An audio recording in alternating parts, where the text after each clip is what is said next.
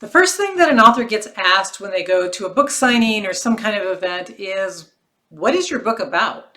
And you have to be able to answer that very quickly. What is your book about? They don't want a long story, they just want to know what the book is about. So can you do that? Because you have to be able to do that as a writer. Even if you're not yet published, if you are hoping to get an agent, if you're hoping to get an editor, if you're hoping to go to a conference and talk to other writers about your book and your story, you have to be able to explain what your book is about. So today we're going to talk about pitching that story, pitching that idea, and being able to answer that question, what is your book about? You have a story to tell, but you don't know where to start. Let me show you how to free your story. I teach you how to write and how to dig deep in your soul to release your story and make a difference in the world. Welcome to the Julia Amante channel. If we're just meeting, I am Julia Amante. I'm a women's fiction author, and I'm here on Fridays to give you some tips. And today, the tip is going to be on how to pitch, how to tell the reader what your story is about. So the first thing that I want to talk about is something called high concept. You might have heard about it before. And what high concept is a short way, a really recognizable way of telling somebody what your story is about. And when you are talking to editors, when you're talking to agents, this is a way that they like to hear about your story. So what a publisher is looking for is for something that has mass appeal, that a lot of people will like it, but that and so that it's recognizable, but it's also unique enough that it hasn't been done before, right? So it's recognizable, so it has been done, but it's also unique, so it hasn't been done. And the way that you would do something like this is usually an A meets B type of scenario, right? So there is something recognizable like Star Wars. So that would be your A, right? So, and then there's B, something that is different and unique. So let's say Wall Street, right? So we say our high concept is, my story is Star Wars meets Wall Street, right? So there's usually this A meets B type of scenario where you're tying two things together that are both very recognizable, but when you put them together, they're different, right? So something that hasn't been done, maybe like, Dracula meets High School Musical. I don't know if that's been done, but it would be kind of weird, maybe kind of interesting, right? So you have two things that have been hits, two things that people have enjoyed and have liked, and that has an audience. And then you're creating the new thing by putting these two things together and saying, well, my story is a combination of these two things. So although Hollywood publishers, they like that type of pitch, right? The average reader probably wouldn't all that much, right? So if I'm doing a book signing and a reader comes to me and says, what is your book about? I'm not really going to answer it in an A meets B format because it's more of a businessy type thing, right? It's not something that the average reader really would understand. Like, it's like, what are you talking about? So instead, another way, or a different way to do a sort of a high concept pitch is to have that what if, right? What if this happened? Then what might happen? So for example, back when I was writing as Laura Rios, one of my very popular books was Becoming Latina in 10 Easy Steps. So for that book, I could say, well, what if an Americanized Latina who is always criticized for not being Latina enough actually finds out that she is half white and then has an identity crisis? So it's that what would happen if we did this, right? So what you do is you take the what if out afterwards, right? So you play the what if game and then you take the what if out, and then that becomes your high concept. It becomes that very short version of what your story is really about. It's really about this woman who has an identity crisis when she finds out that she is not who she thought she was, right? So that's basically what the story is about. There's a lot more to it, of course, but you have to learn how to boil it down to this very small little bite-size type of thing that somebody will be able to understand what your story is about. Another way that you can think about this sort of high concept and be able to pitch your story is by thinking of a location. So a story that takes place in a certain location is changed, right? So let's say we have the series Yellowstone in space, okay? So it's a little bit different. It's not in, I don't even know where it is, because I tried watching that show 1 or 2 times and it was too much cruelty to animals and I couldn't watch it. So I'm probably one of the few that hasn't watched Yellowstone, but I did watch a couple of them. So I'm not sure where it is. I'm guessing it's close to Yellowstone. So anyhow, we take it out, right? Take it out of there in space. So now we can imagine the sort of the same drama, but it's in a different locations and a different time, right? Or, Dracula in Antarctica. I don't know. Okay. So you change the location and then that's going to change the story a little bit, but it gives the agent, it gives the editor, it gives the reader an idea of kind of what your story is like. What is it about? What is the feeling of that story? What are some of the dramas that may happen? So it gives them a way to be able to place your story into this very small little box, but it tells them if they're interested. So high concept is one way of being able to tell what your story is about, be able to pitch your story.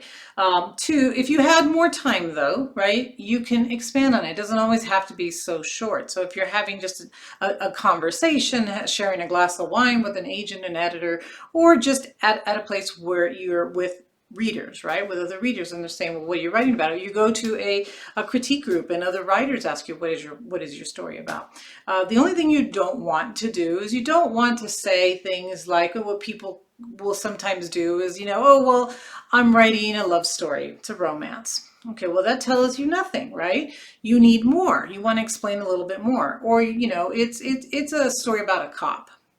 Again, okay, but what else, right? Say more. So you don't want to boil it down to that. But you can expand, right? So if you're not doing just the little very short log line high concepts, you can explain a little bit more. So with my story with becoming Latina, I would probably explain a little bit more. Maybe instead of just having that one line, I might have 3 or 4 or 5 lines where I'm explaining a little bit more about the character and what has led her to this spot in her life. Why has she already felt not accepted by her family and has not felt Latina enough, and how this one event that happens where she finds out she actually may have, and it's just, she doesn't care so much about being Latina or being half white, but what she cares about is that she may have a different father than who she thinks who she loves and who she grew up with, right? So that's the pain for her. It's not so much, but she does go into this identity problem. But it's not so much the identity. It's more of, here's this man that I've loved all my life, and now he may not even be biologically related to me. I have to find out who this person is, and I have to prove to my family that I'm actually Latina enough, even though I may only be half Latina. Okay, so you will explain it a little bit more. You'll give a little bit of the backstory. You'll explain a little bit more about who this character is and what has led her to this pain in her life right now. So you want to identify the main character, you want to identify the plot, and you want to identify the conflict. If you can have those 3 things in 3 to 5 lines, the reader will have enough information to know if they're interested in your story. Now, they don't all have to be interested in your story. They may all decide, well, no, actually, this isn't something that I'm really interested in. And as long as you described it, right, so you're happy with the way that you explained your story, then it's just that they're not interested in that story. But somebody else might be interested in the story if you explained it well, right? If you actually gave them a good description of your story, if you actually pitched it correctly. So you don't want to give too much away, but you want to give enough. You want to explain who the character is, you want to explain what the plot is, and you want to explain what the conflict is going to be. Pausing for a second to let you know about a couple of courses that I've created. If you're a beginning writer and you want some help with your book, I just want to let you know that I do have a basic course on how to write, and I'm going to post it below. And if you're not a beginning writer, but you are more established and you're ready to publish your work, you have your novel written, I also have a publishing course, and I will also post it below, so take a look at it. Maybe they'll be just what you're looking for. All right, let's go back to the video now. So the other thing that you want to think about is who your audience is. Who are you pitching this to, right? Are you pitching to writers? Are you pitching to readers? Are you pitching to editors and agents and publishers? So, and it also depends on the group that you're talking to. So for example, I would pitch my story very differently if I was speaking to a group of adopted mothers. I would probably focus on the, do you have to be biologically related to someone to actually love them, to actually feel like they're part of you, right? So I would probably go in that direction if I was speaking with adopted parents. I would speak differently about my story and pitch it differently if I was speaking to a group of Latina and a Latino organization, or if I was speaking to writers, right? So it really just depends. It's the same story. Nothing changes, but what changes a little bit is my pitch, because it's what are they really interested in? How can I explain what my story is about in a way that interests this group of people? So I recommend that you take your story and you write down different pitches. You write down some really short little log lines, little high concept, log lines, and then some that are sort of in the middle and some that are a little longer. You don't want any of them to be too long, but you can have, the couple of words, the sentence, and then maybe the paragraph, right? And pitch it in different ways, write it in different ways, so that when you meet a group of people, you're speaking to a group of people, you can pitch your story differently depending on who you're talking to. Okay, so you don't want to end up with a blank look on your face when somebody says, what is your story about? You want to be able to pull one of those log lines out of your head, one of those pitches out of your head, and explain what your story is about. So no blank stares. And you may not know right now. So if you're just writing your book, you're just starting to write it, or you're in the middle of it, you may say, well, I don't really know. Like, I don't know how to pitch my story. I just finished a book and it's going to be released soon, in a few months. And I am still thinking, okay, how am I going to actually pitch this book? How am I wrote the whole book. I know what it's about. But how am I going to pitch this book to different people? So you may not know at the beginning, or while you're writing the book, or even as you finish it, but, and this is where I'm at, right? When you finish it, you need to know what this book is about. You need to be able to boil it down and say, this is what my book is about, because you will be asked, and you have to be able to tell them what the book is about. So this is part of marketing. This is part of being able to sell your story, being able to sell your idea, so that either it gets published or the book gets sold. So it is part of marketing. It goes beyond, the writing part of your journey. And it may feel to you that, my book is not like the other way. It's not like Star Wars. It's not like this. My book is different. My book is unique. It's not like these two things. And I really don't want to have to boil it down to something that's already been done, because it's not like that, right?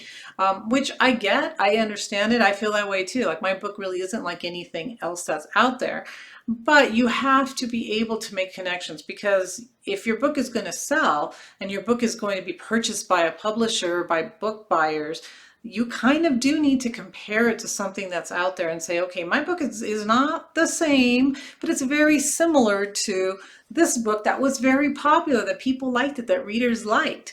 So if you can do that, that's going to bring more interest to your book, okay? More interest to your story. So even though it kind of goes against, it kind of rubs us the wrong way, right? To say, my book isn't like that. It's not like that, but you want to do that. You want to find similarities. It doesn't have to be exactly the same, but it does help you when you're marketing to be able to make a connection to another book and say, okay, my book is an A meets B book, or my book is similar to this one, but what if this had happened instead? Or my book is similar to, this book that was, about surfing in Hawaii, even though my book is really not about surfing in Hawaii, and it's not in Hawaii, it's actually set in Arizona, and it's about climbing, hiking the desert. But it is similar in that, right? You have to find some similarity, or you can't compare it to something that's really not. But maybe there are characters that surfed in this movie in Hawaii that have the same sort of issues that your book has with the characters that are hiking in Arizona. Okay, so you want to tie it together somehow and say, well, it's very similar to this book. Okay, hopefully that helps you a little bit to kind of understand, how do we do this? How do we tie it to another book or something that's really unrelated? So, the secret of good pitches really is that you are leaving behind your writer persona.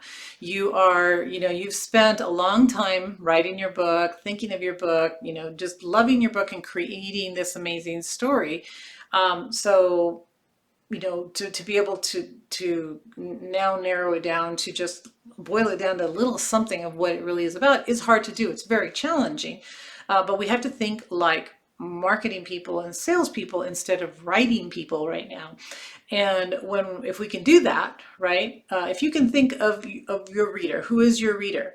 And your reader has never heard of you, has never read your story. What can you tell your reader about your book that would be so exciting to them that they would really love to go out and buy the story? Because that is what you want to do, right? Your reader hasn't heard about this book, maybe hasn't heard about you, but if you can make it exciting for them, they will want to. And that's what your goal is. So put away your writing self for just a little while. Think like a marketing person and think like a salesperson and think like your reader. What does your reader want to read? And how is your book something that they do want to read? Okay, so practice this, practice pitching, write down various pitches about your story. And again, if you can't do it now because you're in the middle of writing it, just put it in the back of your mind. And by the time you finish your book, you need to have an idea of what your book is about. Okay, so I hope this helps. I hope this makes you think about pitching and how to market your book a little bit and how to sell your book. And if it does, I'm glad. I hope it was helpful. Please hit the like, hit the share button, and come back and see me next Friday for my next writing tip. And thanks again for being here.